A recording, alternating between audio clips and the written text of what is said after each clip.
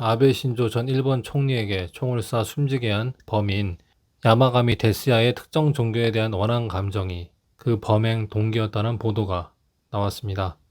지난 10일 일본 시사주간지인 슈간 겐다이는 아베 전 총리를 쏜 야마가미가 살해 동기로 진술한 종교단체 이름이 옛 통일교라고 주장했는데요.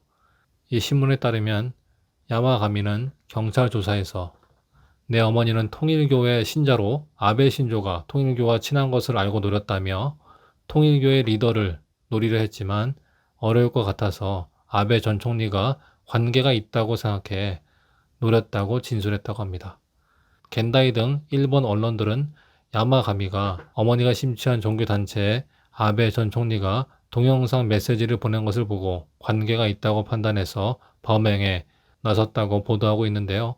특히 겐다이는 통일교와 적대 관계에 있는 일본 공산당 기관지인 신분 아카하타에서는 지난해 9월 12일 통일교의 산하 민간 국제기구인 천주평화연합 집회에 아베 전 총리가 온라인으로 참석해 오늘에 이르기까지 UPF와 함께 세계 각지의 분쟁 해결, 특히 한반도의 평화 통일을 위해서 노력해온 한학자 총재를 비롯해 여러분에게 경의를 표한다라고 발언했다고 밝혔습니다. 당시 아베 전 총리의 이 같은 행보를 우려하며 일본의 전국 영감상법 대책 변호사 연락회는 아베 전 총리의 국회 사무소 등에 항의문을 내용 증명 우편으로 발송하기도 했는데요. 당시 항의문에는 가정연합은 통일교라고 자칭하고 있던 무렵부터 신자들의 인권을 억압하고 영감상법에 의한 금전적 착취 및 가정 파괴 등 심각한 피해를 가져온 반사회적인 단체이며 가정연합으로 명칭을 바꾸고 나서도 그 체질은 변하지 않았다는 내용이 담겨 있었습니다. 당시 아베 신조가 영상에서 언급한 한학자는 통일교 2대 총재로 통일교 1대 총재 문선명의 배우자인데요. 아베 전 총리가 통일교 행사에 영상을 보낸 것을 두고 설왕설래가 이어지고 있는 가운데 이는 통일교가 오래전부터 일본 우익 정치 세력과 맺어온 관계 때문이라는 분석이 제기되고 있습니다. 통일교 1대 총재 문선명은 1968년 4월 일본 국제승공연합을 창설한 이후 일본 우익 정치인들과 긴밀한 관계를 맺어온 것으로 잘 알려져 있습니다. 아베 전 총리 외조부이자 자민당 내 극우파로 유명했던 기시 노부스케 전 수상도 지난 1970년 4월 일본의 통일교를 방문한 바 있는데요. 통일교는 국내 유력 정치인들과도 긴밀한 관계를 이어나가고 있습니다. 오세훈, 박형준, 양승조, 이시종, 송하진 등도 통일교에 영상을 보낸 것으로 알려져 있습니다. 한편 요미우리 신문 역시 이날 야미가미가 경찰 조사에서 통일교를 거론하며 어머니가 신자로 거액의 기부를 해서 파산했다며 반드시 벌을 줘야 한다고 원망해왔다고 진술했다고 전했는데요. 겐다이는 야마가미의 어머니는 통일교 신자로 대량 기부를 해왔으며 그것이 이유가 되어서 2002년 8월 21일에 파산 선고를 받았다며 야마가미가 가족이 붕괴한 것에 대해 통일교와 아베 전 총리의 원한을 품었을 가능성이 높다고 분석했습니다. 통일교는 한국교회 주요 교단들에 의해서 이단 사이비로 정죄된 바 있는데요.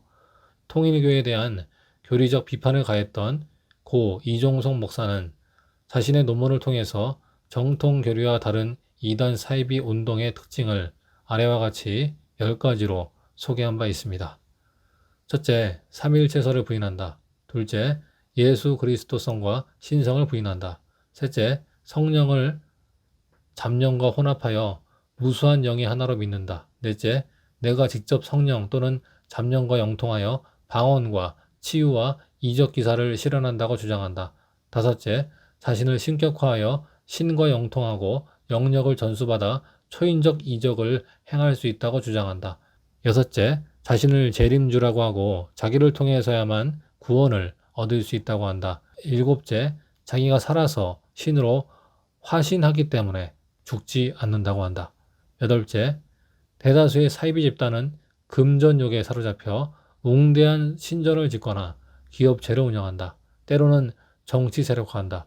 아홉째, 기성교회의 제도와 신앙과 신학과 예배 형식을 부인한다.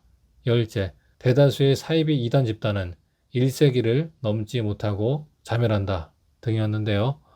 이종석 목사는 특히 통일교의 성서관에 대해서 신학적 고찰도 없이 사설하에 풀거나 억지로 푸는 점을 문제 삼았습니다. 그는 예를 든다면 하와가 죄를 범한 후에 하나님께 그 죄가 알려지자 부끄러워서 무화과나무 잎을 엮어 치마를 하였더라 라는 것을 그가 사탄과의 성적 관계를 맺었기 때문에 그곳이 부끄러워서 가리웠다고 해석한다. 이 해석이 통일교의 모든 교리에 결정적인 영향을 준 해석이 된다. 이와 같이 통일교는 성서를 사사로이 푸는 동시에 성적 동기에 의해서 해석함으로 성서의 본래의 뜻과 권위를 부인한다. 또한 통일교는 성서 외에 원리 강론을 더 중요시한다. 그 이유는 구주 문선명 씨가 계시를 받아 직접 쓴 것이라고 한다. 그러나 사실은 김백문 씨의 성서신학을 표절한 것에 불과하다라고 주장했습니다. 그러면서 통일교의 문제점에 대해서 성서의 신원성을 부인하면 성서의 권위를 부인하게 되고 하나님에 대한 예수 그리스도의 계시의 신빙성이 흐려지고 교리와 신앙생활의 표준이 흔들리고 설교의 내용과 권위가 없어진다는 데 있다고 분명히 밝혔습니다. 통일교의 아전인수격 성서 해석이 통일교의 교리가 정통 교리와 멀어지게 한 결정적인 이유가 되었음을 확인시켜주는 통일교의 폐부를 찌르는 통일교 교리 비판이 아닐 수 없었습니다. 이상과 같은 소식 전해드리며 다음 시간에는 더 좋은 콘텐츠로 찾아뵙도록 하겠습니다. 영상이 마음에 드셨다면 구독과 좋아요 그리고 알림 설정을 부탁드립니다. 감사합니다.